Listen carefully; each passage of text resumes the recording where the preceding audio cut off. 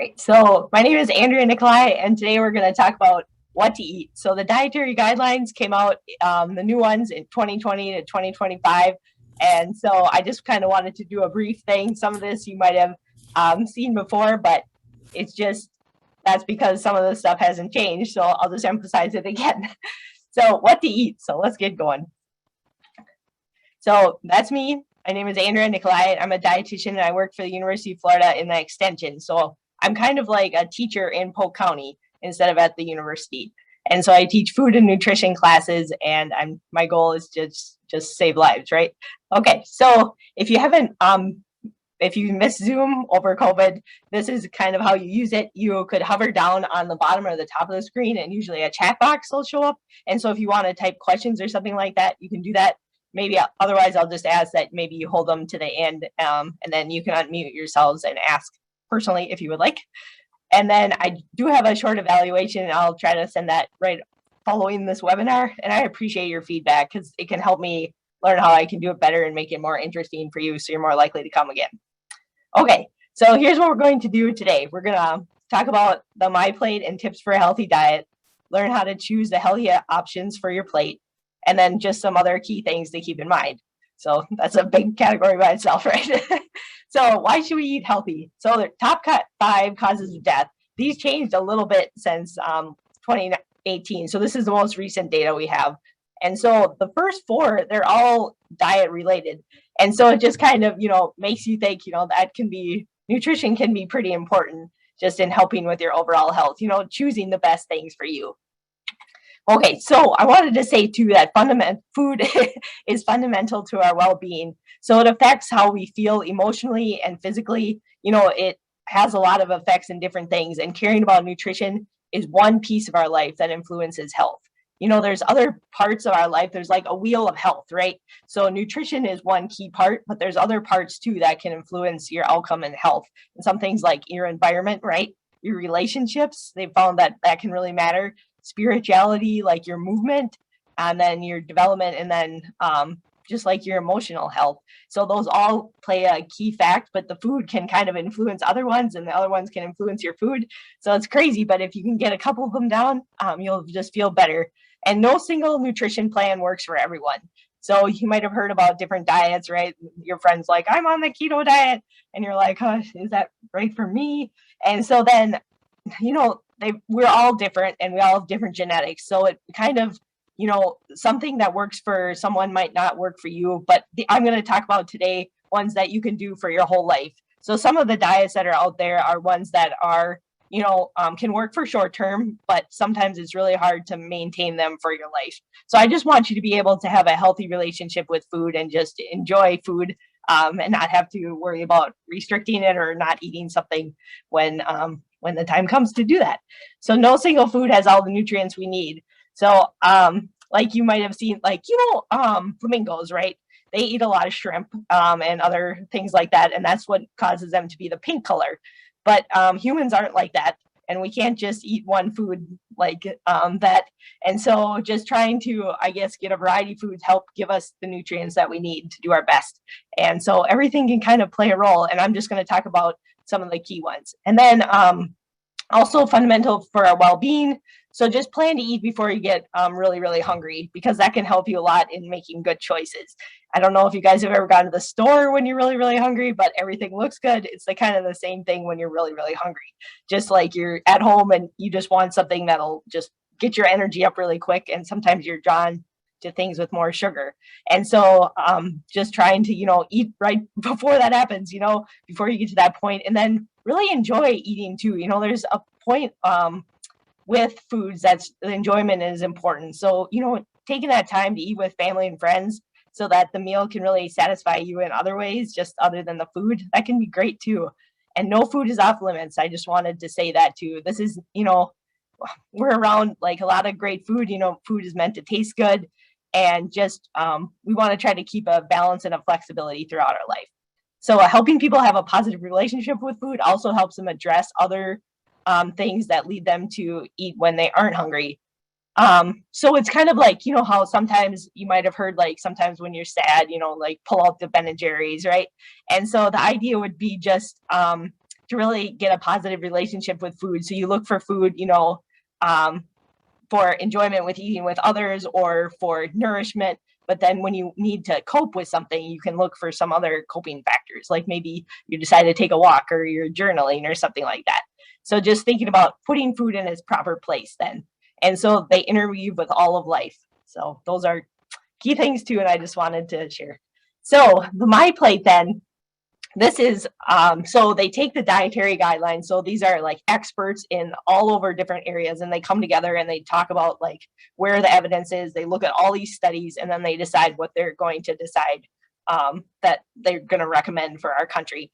And so then they put together kind of like an infographic to help us, and this is that infographic. So we're keeping with this one. So the My Plate, it's half fruits and vegetables, and then a fourth of it grains, and then fourth lean protein, and then some dairy. So here's the overview then. You'd want to fill that plate with half fruits and vegetables, and then a fourth of it with the starches like we were talking about, like so potatoes, pasta, and then corn and beans and peas. Those would all be considered starchier ones too. And then the protein, that would be things like fish, chicken, eggs, tofu, things like that. So it's kind of like just trying to balance your plate out. And, not every meal has to look like that, but it's just kind of like thinking of your overall day and your overall week if you could kind of make it like that. So what to choose more? And so I was talking to my sister, and we were talking about, just like emphasizing the things that, you can eat more. It's just way more fun. And, hopefully you're filling up your plate with these things. You can eat more, and then you're full and you don't even have time for the other ones. So that's our goal. So just eating more vegetables, whole fruits, lean protein, and whole grains. So there's lots of different categories for vegetables. So they're recommending that we vary them. So there's like the dark green vegetables and the orange and red vegetables. And I underlined those because we're definitely not getting enough of those in America. So they kind of looked at what we're already eating and where we're falling short. And they're like, oh. So the other vegetable ones are the legumes. So those are nutritious beans that are in pods. So you might think of like black beans or navy beans, things like that. Those are also considered a vegetable and a starch. So they're a fun one. And a protein.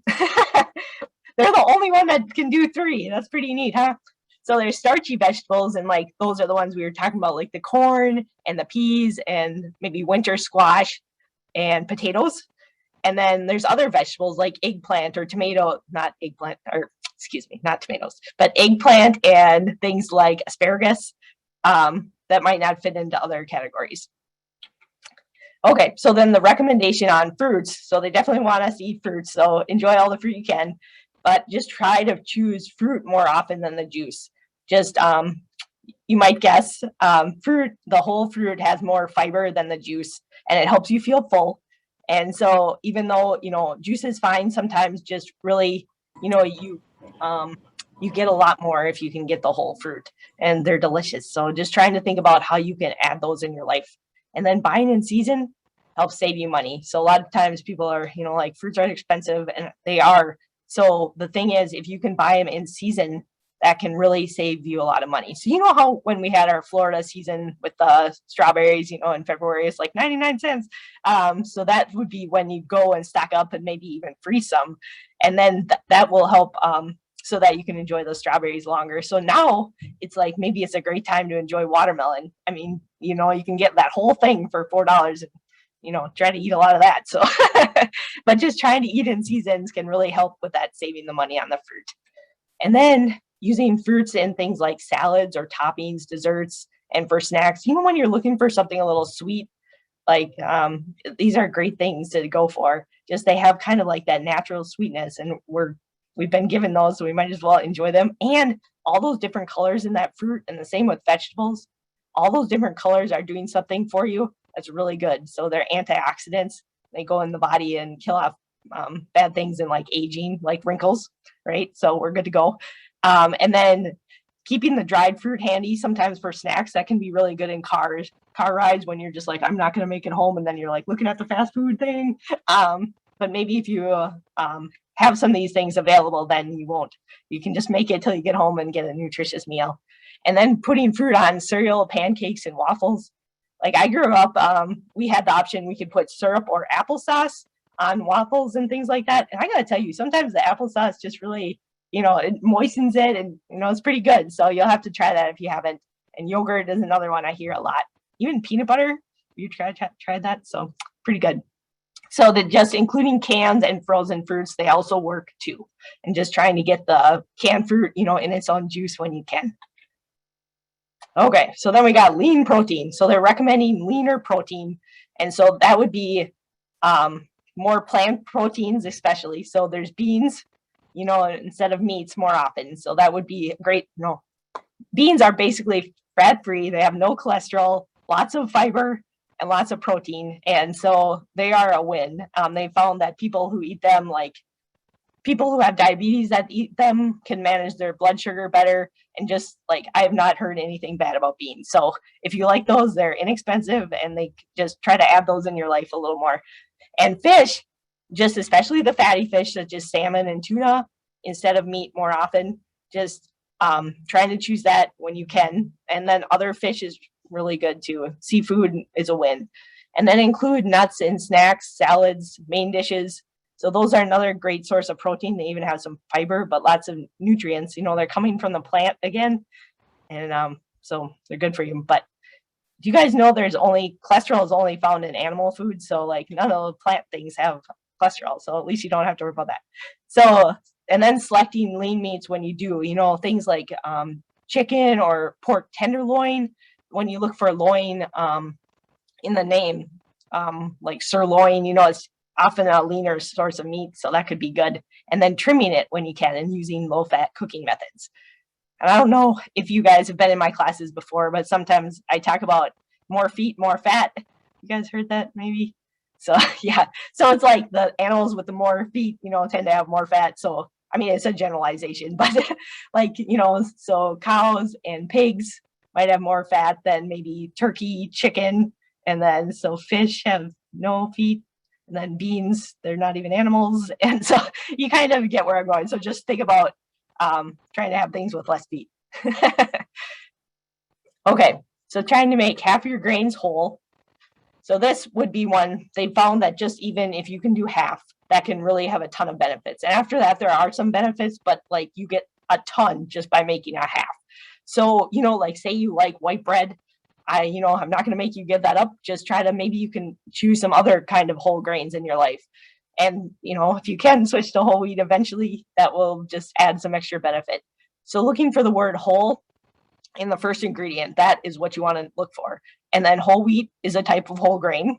And so looking for the whole in the ingredient list. And dietary fiber, on the nutrition facts, that's sometimes indicates that it's a whole grain, because usually whole grains have more fiber. Sometimes they might add fiber. So really looking for the whole in the first ingredient is the way to go.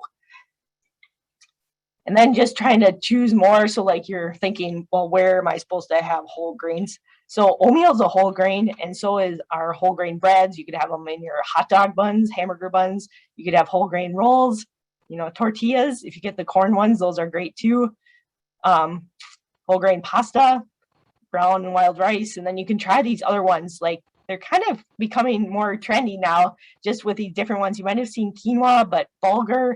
There's sorghum things out there, kasha, millet, other grains. So millet's really good for you too. You think about the birds, they've been getting the advantage all the time. It's good for us too. So finding whole grains then. So here, like I was just at a store, right? And I was like, oh, those look like whole grains. But if you look at, then I've looked at the ingredient list, and you can see that the first word was water, and then enriched unbleached flour. So that would be wheat flour. So you can see there's no whole grain in that first whole, nothing. You can kind of see it down below the red line. There's some whole wheat eventually, but it's not the first ingredient. So just, sometimes just because they look dark, it doesn't mean that they're whole grain, and you really want the whole grains for those benefits. And then calcium. So you might think of, okay, this is great for kids, but calcium is really important for older people too, just because we need that to prevent osteoporosis and protect our bones. And it also does a lot of things other than just your bones. It helps with nerve function and constriction of constriction and of blood vessels, things like that. So just trying to think about these things. Milk right now, what the recommendations are saying, the only difference between whole milk 2%, 1%, and skim is the fat. And so right now the recommendations are still saying, saturated fat is associated with heart disease. So the higher percentage of milks have more saturated fat. So they're recommending lower fat milks. So choosing things like that and enjoying yogurt maybe. And lactose-free products if you need it. Sometimes people can't tolerate lactose very well. It's especially prevalent in Asian Americans. That's why, you might hear, like a lot of Asian American have like soy milk, just because it's hard for them to digest cow's milk. And sometimes African American people have similar problems like that more than white people. And so you can choose the lactose-free products if needed. And also just getting your calcium from non-dairy sources. So say you're like, I hate yogurt, I don't like milk, cheese is not even, no thanks. So everyone's like, cheese. No, but just really you can get your calcium from other choices too. And those would be things like almonds are it's one nut that really has some calcium. And then dark leafy greens, that's another good option. So try to choose those when you can.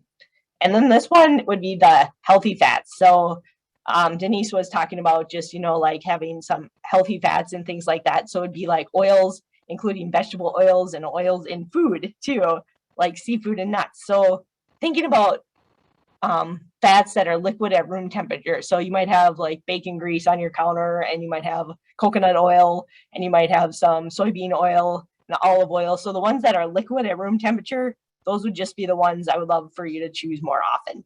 And then there's like that kind of same healthy oil is in different foods too. And so like avocados have it. And so that's unsaturated fat.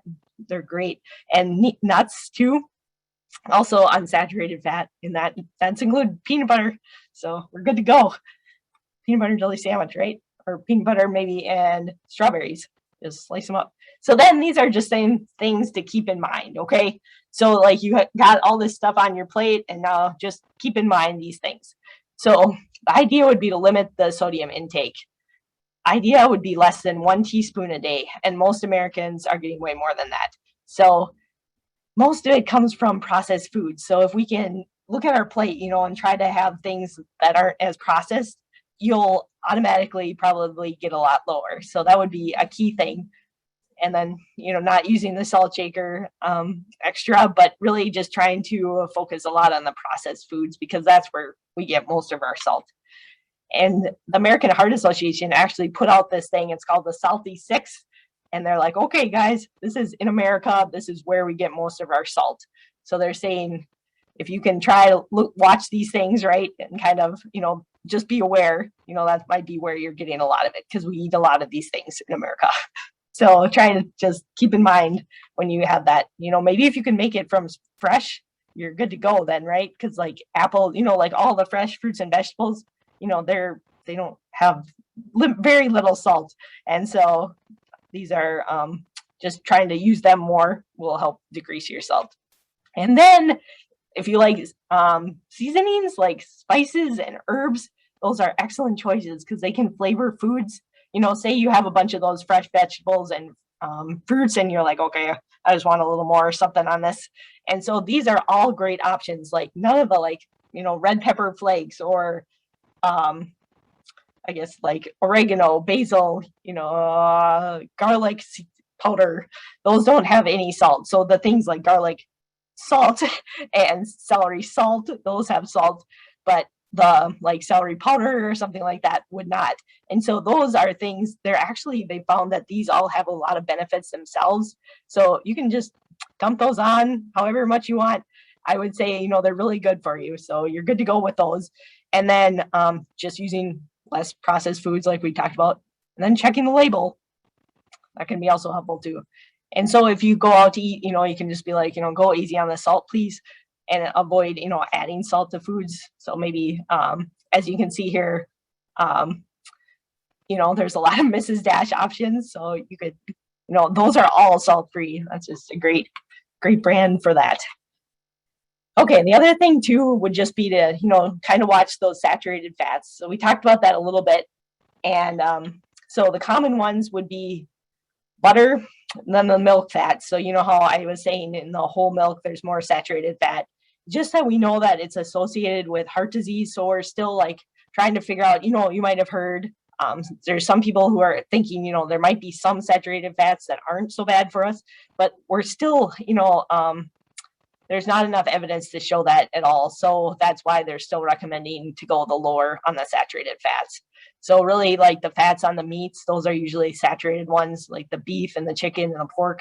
You know how you have the skin on the chicken, so most of that would be saturated fat. Shortening, coconut oils and palm kernel oils. So I would say, the coconut oil, go nuts, use it on your skin, like everything like that. But still on the eating it, just, just enjoy it for flavor every once in a while. I wouldn't make it your primary oil. So that would be that one. And then I just wanted to talk about added sugars too. So the dietary guidelines, so that's where all the experts come together. They suggest recommending limiting calories from added sugars to less than 10% of your total calories a day. So, I could take something like that and you're like, okay, so the idea would be to get less, right? But it's kind of hard to actually figure out what is 10%. And so if you just consume a 2,000 calorie diet, so that'd be like usually a male, usually females are a little bit less than that. Unless you're really active, then you might need more, who knows? But just that would be about 200 calories a day. And that would be equal to about 50 grams of added sugar per day, which is 12 teaspoons. So that's how much you get. So women might get a little less, but just thinking about 50 grams then. So if you have a can of soda, that I believe pretty much uses that up. So it's kind of like that's about how much extra you're allowed, like they recommend, or less per day. American Heart Association recommends less than that. And so they thought about lowering it with these dietary guidelines. A lot of people suggested that they do, but I don't think the evidence was there kind of about the harm of sugars enough for them to lower it that much. So I would say, it was really close. So just if you can try to limit it a little bit more, that would be great. You guys, yes, the average American consumes 22 teaspoons of average added sugar. So if you can get it down, you have to reduce it to 12. So just thinking about how you might do that. So things like, I guess, on the label, we can look at added sugars now, and that's really fun thing. So going into that, this is the new label, which you've probably been seeing a lot now. But just if you notice, they made the serving size larger, the calories are larger, and then they included something new. Like if you look on the, you look towards the bottom, if you see protein, there's a line right above that says includes 10 grams of added sugars. So that didn't used to be there before. And so that's how you know how much added sugar you're having. So I remember how I said, 50 grams a day was like your max, for 2,000 calories. So you could look at this, and if you had 2/3 cup of this, you'd be getting 10 grams of that. So the idea would be just to choose those wisely where you want to add those. And then, so that's part of the, everything indented, sometimes that's hard to understand, but everything indented is added in with the thing above it. So like if you look at the total fat at the top, saturated fat and trans fat, if you add those together, and then there's some other fats that they didn't list on there, and they add up to 8. So it kind of makes it a little bit confusing for people, I think. But I just wanted to clarify that. And then just a quick thing, you always start with the serving size. Sometimes people are like, I look at the sodium first, or I look at the protein, the calories, but really you just want to look at the serving size first, because everything is based on that serving size. So this is like 1 cup. And if you're always eating 2 cups, you're going to have to double everything. So you got to look and see what what the serving size is. And then one other tip that really can help people, I think, is looking on the right side. You know how you see the percents, like you see 12%, 23%, 12%. So if you think in general, 5% is considered low. So if they have like a label and it's like low in fat or something like that, then it by law, it has to be 5% or less. It's kind of cool. And so you can kind of look on labels and you can look for around 5, and then it's considered low in whatever that is. And if it's 20, then it's considered high. So if I looked at this, right, I see saturated fat is 23%. So I could say, this food is high in saturated fat. And I would look down at the sodium. It's also high in sodium. but it's also high in calcium. So you can balance that out if you like, but maybe it would be one not to pick that often. Okay, so I think just a couple other things: limiting foods and beverages higher in the added sugars than saturated fat, sodium, and then limiting alcoholic beverages. So there's a lot of talk too about right now they're recommending 1 alcoholic beverage for women or less per day and 2 for men. And it was, how I was talking about the added sugars almost got lowered. So there's a lot of talk about them lowering the alcohol for the men to 1. So if you don't drink right now, don't start. Definitely, they emphasize that. But if you do right now, really recommend it, limiting it for 2 for men, 1 drink for women per day. And then I just wanted to show you, it's kind of cool. So you look, so you get like all these calories per day, right? And so it's kind of like you can pick, and you might have heard of something like this before, but if you think about it, 85% of your calories are needed every day to meet like your food group recommendations. So you're supposed to, like try to get so many fruits and so many vegetables per day. And that would use up about 85% of your calories. That means you have like about 15% of fun calories. And so if you want to meet your goals, right, you get 15%, and those are ones you can use on extra stuff, kind of like added sugars or something. So, I guess what I would suggest is, you're trying to like really enjoy all your foods, right? You want them all to taste good. So maybe for the 85% of those things, so say you're having some vegetables, maybe adding like a little bit of, something with a lot of saturated fat, maybe cheese or something like that on it, might help you enjoy it better. And that would be a great way to use those 15%. So it's like you kind of get a little bit to it, just play around with, but like to meet your needs per day, you don't get like some people, wish it was more like 50%, where they could just have a lot of soda for a lot of their calories or something like that. But I just it's hard if you choose a lot of the things with added sugars and a lot of alcohol or a lot of things with saturated fat, because then you might end up with more calories than you need if you eat all the other stuff too. So that's why they're like really, trying to limit those when you can.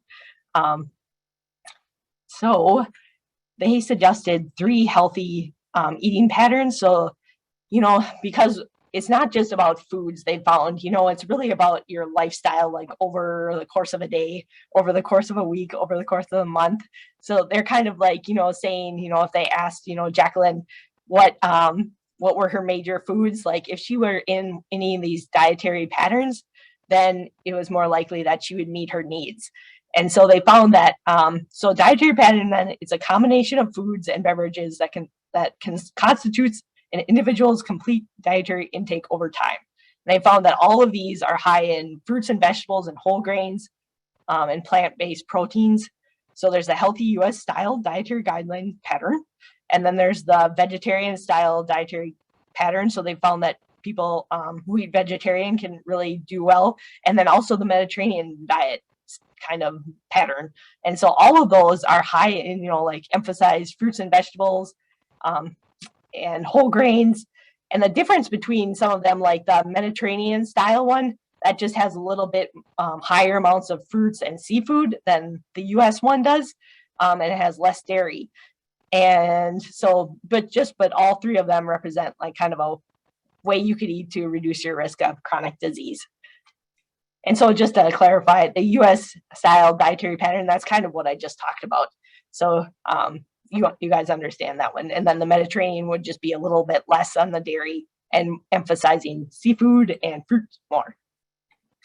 So just thinking about the healthy challenge then, trying to get your nutrients from food sources when you can, just because we're really learning a lot. And it looks like, sometimes when you take out the nutrient from the actual food and put it in a capsule, it doesn't work the same, like there's a synergy, with all the different things. So thinking about that and reviewing then, trying to fill half your plate with vegetables and fruits, 1/4 with the starchy foods, and then whole grains when you can on that one, and then 1/4 with lean protein. So like I mentioned, it might not be exactly like that all the time, but if you can eyeball your plate and just kind of see how you're doing, trying to think about, is there half fruits and vegetables in this, and trying to swap them things out, if it's not. And then thinking about some way to get some calcium too. I just have some pictures here that I thought might help a little bit, just show you how you could kind of, emphasize like the fruits and the vegetables too. And I want to just clarify, the thing on the left, it's fine to have sometimes for sure. It's just that if you're great with the thing on the right too, that could be a great swap for some of those days. So we got that one. And like, look at here, you can decrease the calories a lot by having a salad. And the lettuce can really help you feel full and satisfied too. Sometimes like you just need the fiber, extra fiber and things like that. And look at all the nutrients that you get with that colors. So those would be good and just help your brain through the day.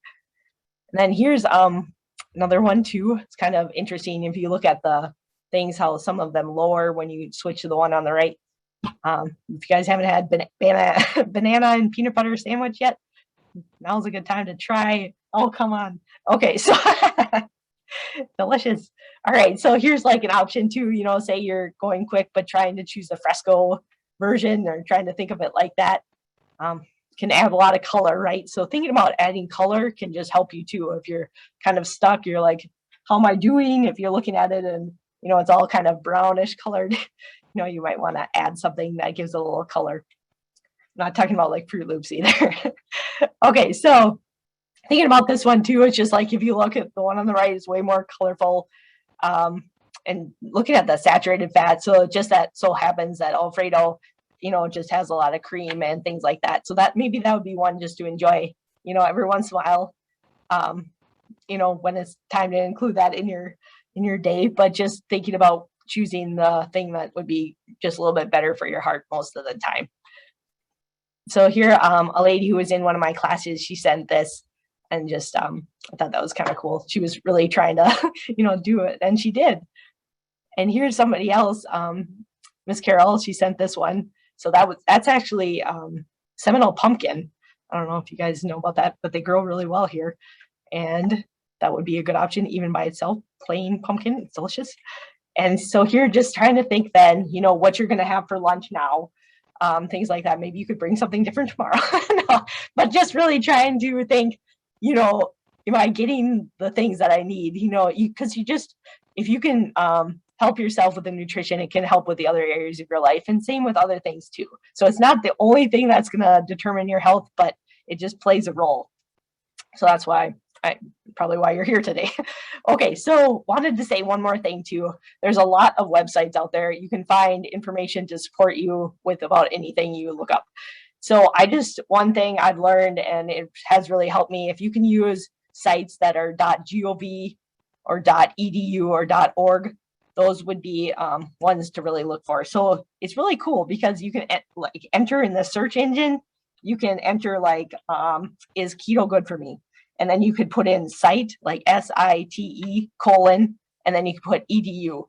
And then the only sources that would come up then would be ones that are from .edu. So it'd be any educational university or something like that, just so it's somebody really trying to help you.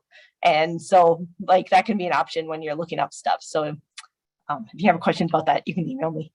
And so then I just wanted to say, I have the evaluation again. And I'm sorry if I talk too fast, but does anybody have any questions? I should also say I'm going to be putting up some more classes on Eventbrite, and I have a diabetes class coming up. So if you know anybody who has diabetes, especially if they're in the Polk healthcare plan, those people can earn up to $150 extra just for coming. So it's kind of a cool thing. Andrea, you got to look at the chat. I'm just laughing. Someone suggests we open up an Andrea Nicolai Cafe in Haines City. And city employees would get 10% off. I really thought about that. You guys, we get a fast food restaurant, that's healthy, then you guys make you guys something. Let me see if I have any What's questions. your take on juices and smoothies? Those shops that do juices and smoothies?